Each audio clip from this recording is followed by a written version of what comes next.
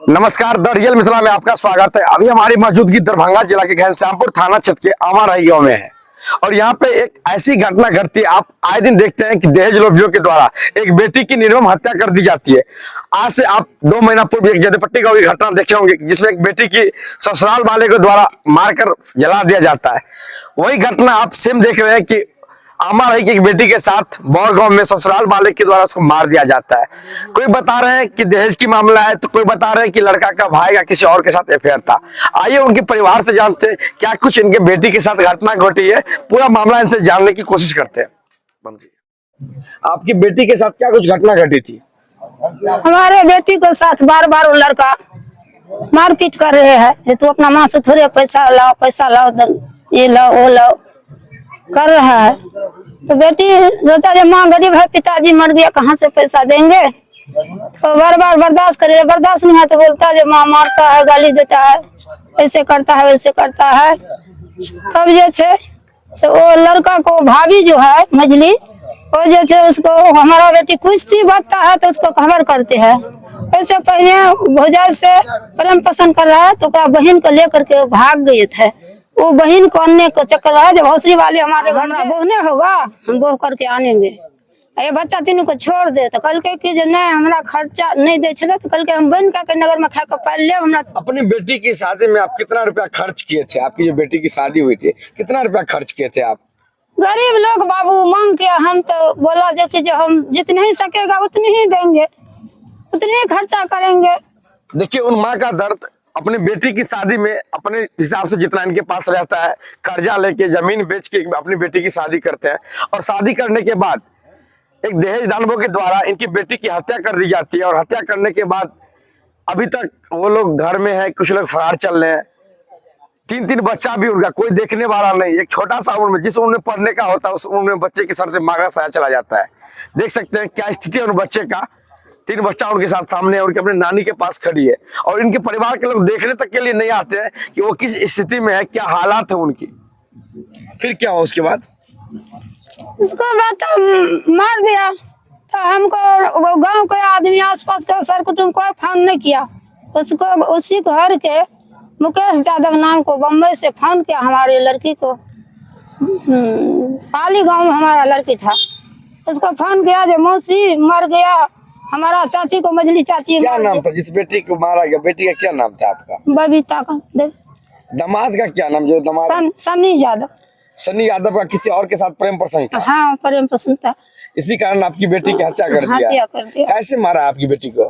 हम तो उधर में नहीं था, हम गया तो देखा मार को बिस्तर पर। कोई बोला जो बोलेगा लोग और हमको नाच को सिखाया जो कोई बुआ कोई कुछ तो जो सांप काट ले, कोई कहे कि जो खर कतर गए सांप काट ले, कोई कहे दर्द उठले। हम यार गलिए तो कहे कि तब कह लगले कि फांसी लगा के मर गए। आ झाँपल छे ओछान बिछान रहा चौकी पर आ कतो किछ न रे। कितने दुख और तकलीफ में अपना बेटी के पोसने पालने उतने बड़का के नहीं चलिए। हाँ बाबू कमर दुख काट के गरीब लोग बाबू पोस पाल को बेटी ससुराल चला जाता है तो आदमी को धैर्य नहीं रहता है। लेकिन जान से हत्या कर दिया तो कोई प्रशासन को दर्द नहीं है, कोई सरकार को दर्द नहीं है। हमारी बेटी पे 3 बच्चा के कैसे पालन पोषण है।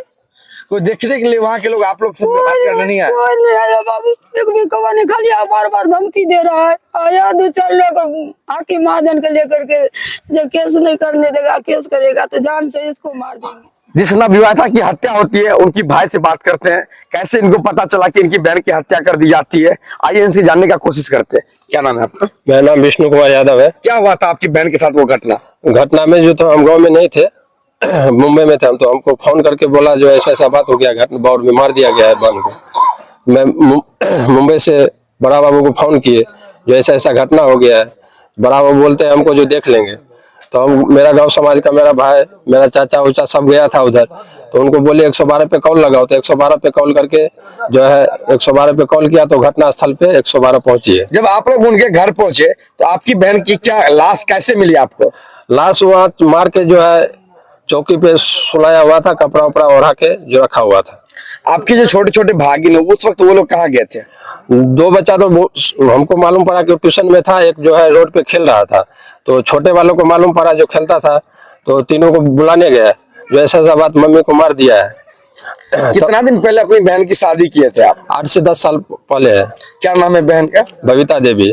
आपके जो बहन की शादी की उनका पति का क्या नाम है? सैनी यादव। गाँव कौन सा है? बौर। फिर उसके बाद क्या हुआ? उससे पहले तो मालूम पड़ा कि प्रेम प्रसंग की बात है, और उससे पहले जो है मेरे से पैसा वैसा भी मांग रहा था मम्मी से, जो पैसा दो इतना तब रखेंगे, नहीं तो हम भगा देंगे इसको। तो मेरा मम्मी जो है, हम सिलीगुड़ी में रहते थे, तो मम्मी बोला कि दुकान दे दो तो सुधर जाएगा, ये दुकान पे कमाएगा, अपना परिवार को रखेगा। तो हम दुकान दे दिए और मैं मुंबई पकड़ लिए। आपने इस लड़का को जगह दिए थे जी। कमाने के लिए, जी वही आपकी बहन की कातिल बन गया। जी। अभी प्रशासन से क्या मांग कर रहे हैं आप? प्रशासन से हम मांग यही कर रहे हैं कि हमको न्याय दिया। कौन मारा था तुम्हारे मम्मी को? उसका क्यों मार दिया? मार दिया तो बाप में पता नहीं था, घर में से कहता था मार दे मार दे, मार दिया। ट्यूशन गया ना तो कहा मारिए देंगे, तो मारिए दिया। तू कहाँ गया था उस वक्त? ट्यूशन। और तुम्हारा छोटा भाई साहब? छोटा भाई बहला भाई हम ट्यूशन गया था, ये छोटका भाई नहीं गया था ट्यूशन। तो ये बोला ये आया, तो हम आया ना, सब कह रहा था सांप काट लिया, सांप काट लिया। तो मम्मी का कहाँ रहा, सिखा रहा था सांप, कहते सांप काट लिया को कहे सबका। पापा कहाँ रहते थे तुम्हारे? सिलीगुड़ी में क्या काम करते पापा? चाय बेचते थे।